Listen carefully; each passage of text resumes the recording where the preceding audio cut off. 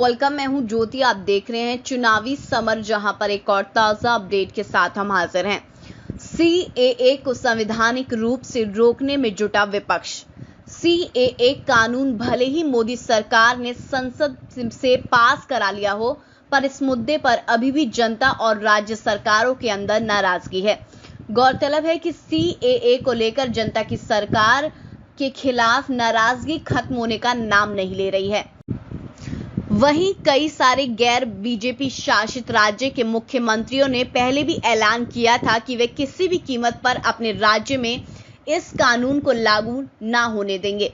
हालांकि सरकार का कहना यह है कि ये कानून 10 जनवरी 2020 से ही पूरे देश में लागू हो गया है, लेकिन ये कानून अभी तक प्रभाव में नहीं आ पाया है, क्योंकि इसके नियमों को अभी तक गृह मंत्रालय ने अधिसूचित नहीं किया है।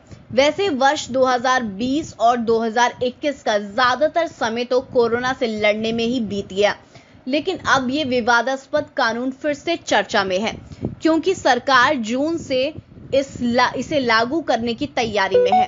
ऐसे में सबसे बड़ा सवाल ये है कि राज्यों के पास सीएए को रोकने का क्या विकल्प है। जैसे कि हम जानते हैं कि चुनावों से पहले पश्चिम बंगाल, केरल और पंजाब के मुख्यमंत्रियों ने ऐलान किया था कि राज्यों में नागरिकता संशोधन कानून को लागू नहीं होने देंगे, और अब बंगाल और केरल में सत्ता परिवर्तन नहीं हुआ है, यानी कि सीएए के मुद्दे पर इन राज्यों के मुख्यमंत्री का स्टैंड यही रहने की उम्मीद है।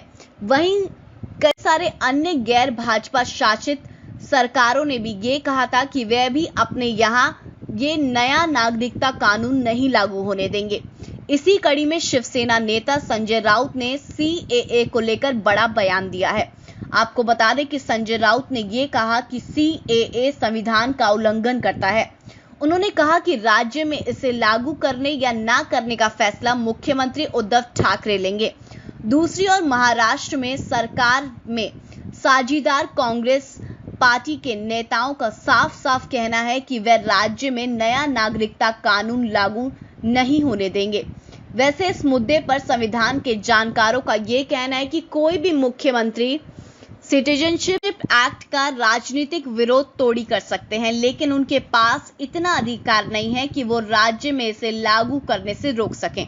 यानी कि कोई भी राज्य केंद्र के बनाए कानून को अपने यहाँ लागू होने से नहीं रोक सकता। दरअसल संविधान निर्माताओं ने इसकी 7वीं अनुसूची में केंद्र और राज्यों की ताकत का बंटवारा किया है, जिसके अनुसार भारत के संघीय ढांचे में राज्यों के पास भी अधिकार है, लेकिन केंद्र से जुड़े अधिकार में वो दखल नहीं दे सकते। वैसे नागरिकता का विषय केंद्र के अंतर्गत आता है, इसलिए इस पर कानून बनाने का अधिकार भी केंद्र सरकार के पास है। इसका अर्थ ये हुआ कि सीएए के मुद्दे पर केंद्र का दावा ज्यादा मजबूत नजर आ रहा है। ऐसे में अगर सभी राज्य सीएए के खिलाफ अलग अलग लड़ाई लड़ेंगे तो ये आंदोलन कमजोर हो जाएगा, जिस पर कुछ राजनीतिक जानकारों का ये कहना है कि अगर सभी राज्य या फिर गैर भाजपाई सरकार ज्यादा बहुमत जुटाकर एकजुट होकर सीएए का विरोध करें, तो फिर ऐसी स्थिति से सरकार को सीएए वापस लेने पर मजबूर होना पड़ेगा।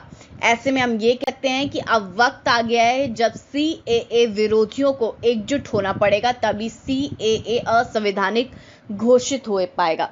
तो इस पर आपकी जो भी राय है आप प्लीज कमेंट सेक्शन में लिखें। Thank you so much. Keep watching today's for more news.